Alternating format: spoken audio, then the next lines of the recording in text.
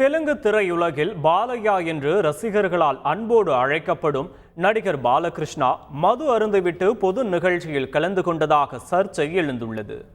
ஹைதராபாத்தில் gangs of Godavari என்ற தெலுங்கு திரைப்படத்தின் ப்ரீ ரிலீஸ் நிகழ்ச்சி நடைபெற்றது.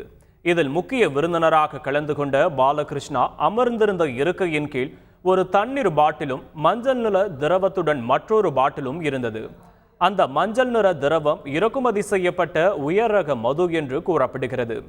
மேலும் போட்டோ ஷூட்டின் போது அவர் நடிகை அஞ்சலியை சற்று தள்ளி இருக்குமாறு கேட்டுக்கொண்டு அவரை பிடித்து தள்ளிவிட்டு அனைவருக்கும் அதிர்ச்சியை ஏற்படுத்தினார். இந்த காட்சியை சமூக வலைதளங்கள் மூலம் பார்த்தவர்கள் பாலையா மது அருந்துவிட்டு தரம் தாழ்ந்து நடந்து கொண்டாரா என்று பேசத் தொடங்கியுள்ளனர்.